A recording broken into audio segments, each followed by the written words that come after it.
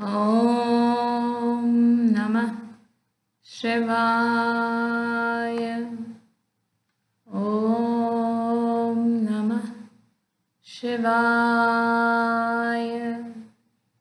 Om Namah Shivaya. Ya Devi Sarvabhuteshu Shakti Rupena Samstita. Namastasyai, Namastasyai, Namastasyai, Namo Namaha. Chapter 39. Therese Neumann, the Catholic Stigmatist. Return to India. I have waited for you patiently for 15 years. Soon I shall swim out of the body and on to the shining abode. Yogananda, come. Sri Yukteswar's voice sounded startlingly in my inner ear as I sat in meditation at my Mount Washington headquarters. Traversing 10,000 miles in the twinkling of an eye, his message penetrated my being like a flash of lightning. 15 years. Yes, I realized. Now it is 1935. I have spent 15 years in spreading my Guru's teachings in America. Now he recalls me. That afternoon, I recounted my experience to a visiting disciple. His spiritual development under Kriya Yoga was so remarkable that I often called him Saint, remembering Babaji's prophecy that America too would produce men and women of divine realization through the ancient yogic path. This disciple and a number of others generously insisted on making a donation for my travels. The financial problem thus solved, I made arrangements to sail via Europe for India. Busy weeks of preparations at Mount Washington. In March 1935, I had the Self-Realization Fellowship chartered under the laws of the state of California as a non-profit corporation.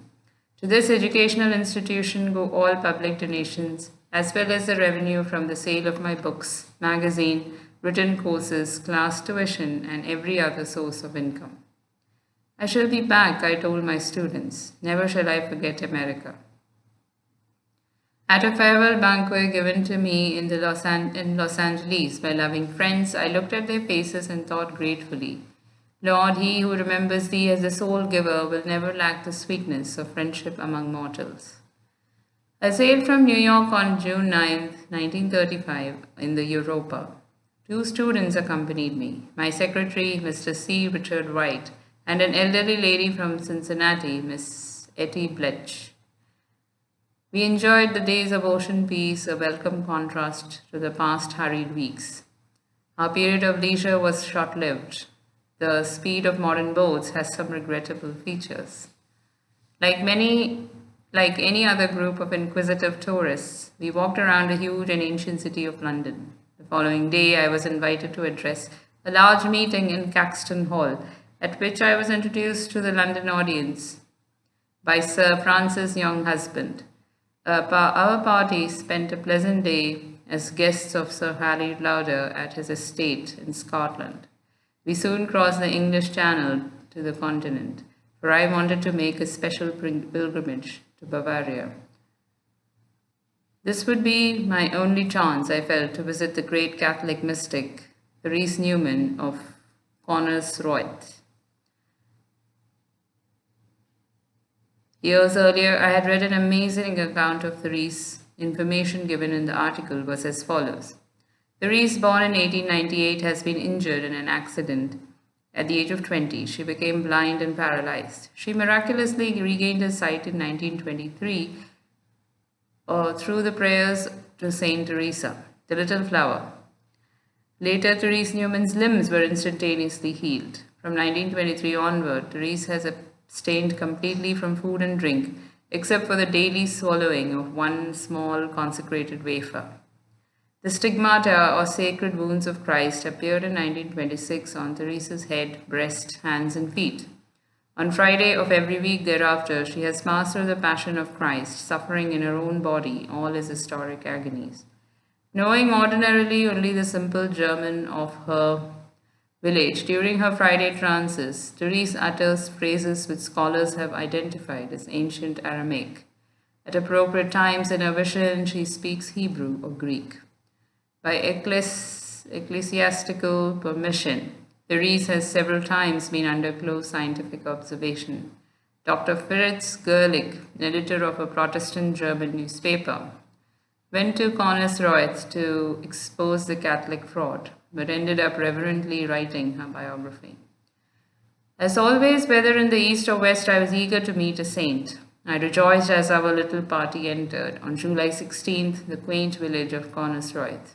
The Bavarian peasants exhibited lively interest in our Ford automobile, brought with us from America, and its assorted group, an American young man, an elderly lady, and an olive-hued Oriental with long hair tucked under his coat collar.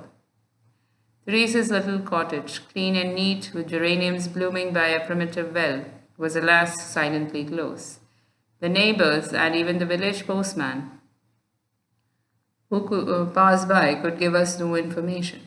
Rain began to fall. My companion suggested that we leave. No, I said stubbornly. I will stay here until I find some clue leading to Therese. 2 hours later, we were still sitting in our car amidst the dismal rain. Lord, I sighed complainingly, why didst thou lead me here if she has disappeared?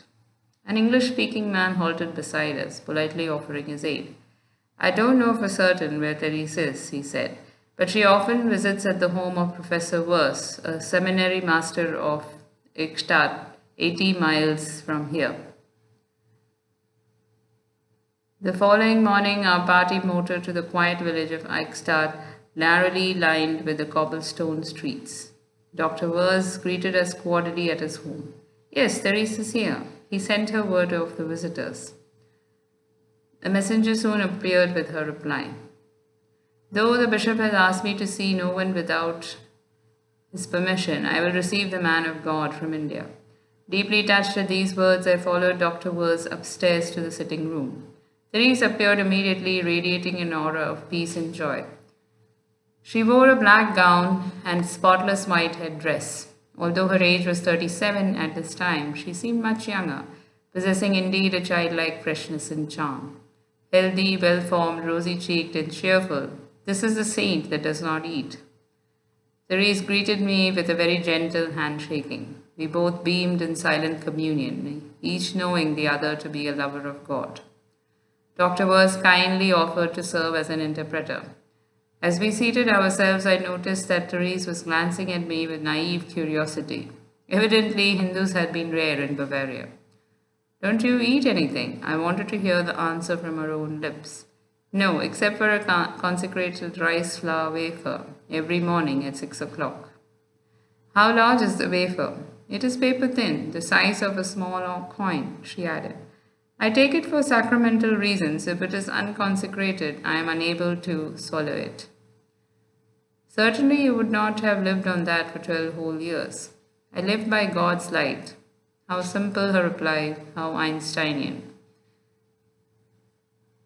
I see you realize that energy flows to your body from the ether, sun, and air. A swift smile broke over her face. I am so happy to know you understand how I live. Your sacred knife is a daily demonstration of the truth uttered by Christ. Man shall not live by bread alone, but by every word that proceedeth out of the mouth of God. Again she showed joy at my explanation. It is indeed so. One of the reasons I am here on earth today is to prove that man can live by God's invisible light and not by food only. Can you teach others how to live without food?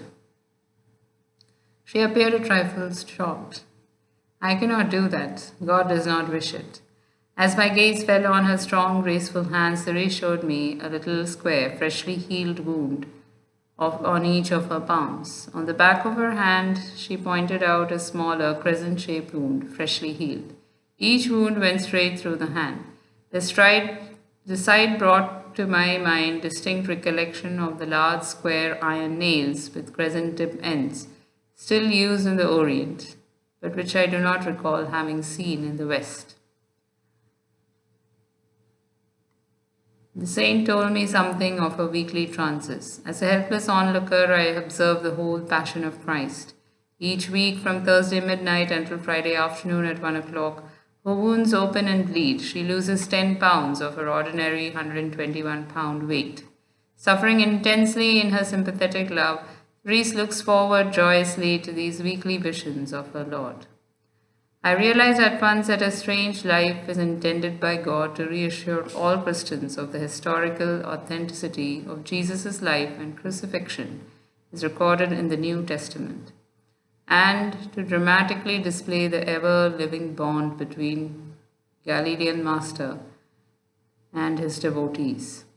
Professor Verse related some of his experience with the saint. Several of us, including Therese, often travel for days on sightseeing trips throughout Germany, he told me.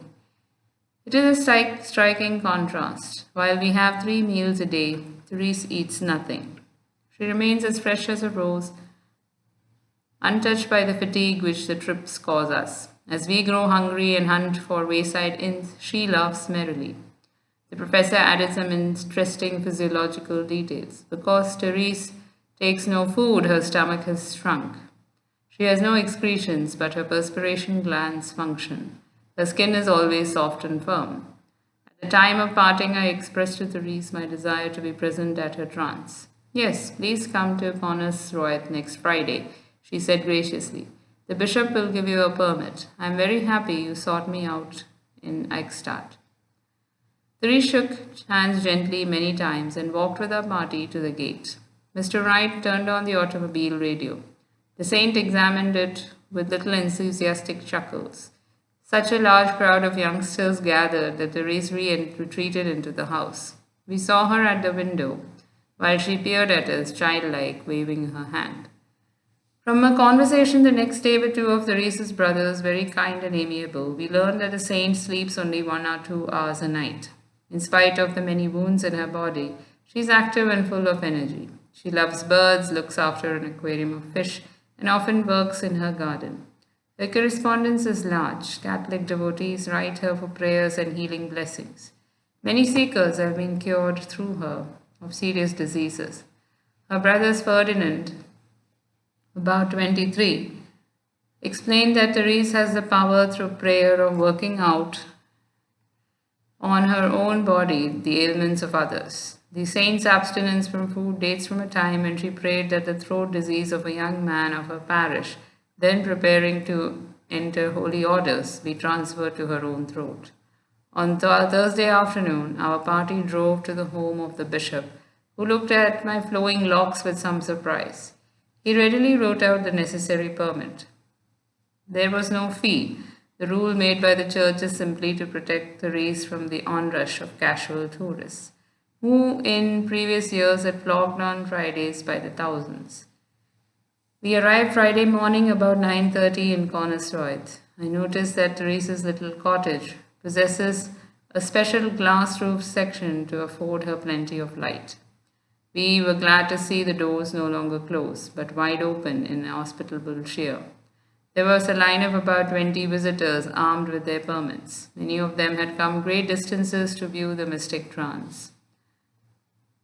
Therese had passed my first test at the professor's house by her intuitive knowledge that I wanted to see her for spiritual reasons and not just to satisfy a passing curiosity. My second test was connected with the fact that just before I went upstairs to her room, I put myself in a yogic trance state in order to be one with her in telepathic and televisic rapport. I entered a chamber filled with visitors. She was lying in a white robe on the bed. With Mr. Wright following closely behind me, I halted just inside the threshold, awestruck at a strange and most frightful spectacle. Blood flowed thinly and continuously in an inch-wide stream from Therese's lower lids. Her gaze was focused upward on the spiritual eye within the central forehead. The cloth wrapped around her head was drenched in blood from the stigmata wounds of a crown of thorns. The white garment was redly splotched over her heart from the wound in her side at the spot where Christ's body, long ages ago, had suffered the final indignity of a soldier's spear thrust. Therese's hands were extended in a gesture maternal, pleading. Her face bore an expression both tortured and divine. She appeared thinner, changed in many subtle as well as outward ways. Murmuring words in a foreign tongue, she spoke with slightly quivering lips to persons visible before her inner sight. As I was in attunement with her, I began to see the scenes of a vision. She was watching Jesus as he carried the cross amidst the jeering multitude. Suddenly, she lifted her head in consternation. The Lord had fallen under the cruel weight. The vision disappeared. In the exhaustion of fervid pity, Therese sank heavily against her pillow.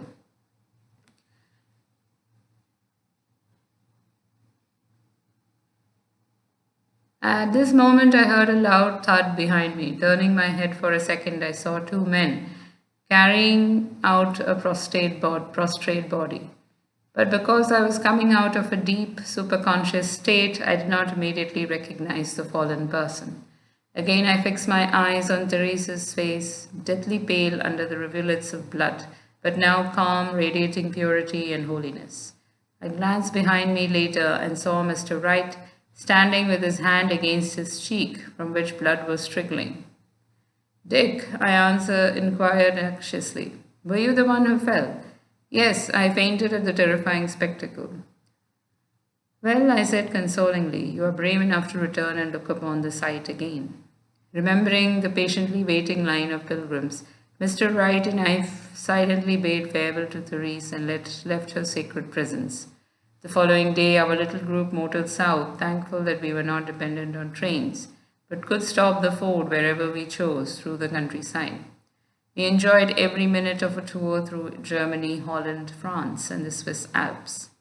In Italy, we made a special trip to Assisi to honor the Apostle of Humility, Saint Francis.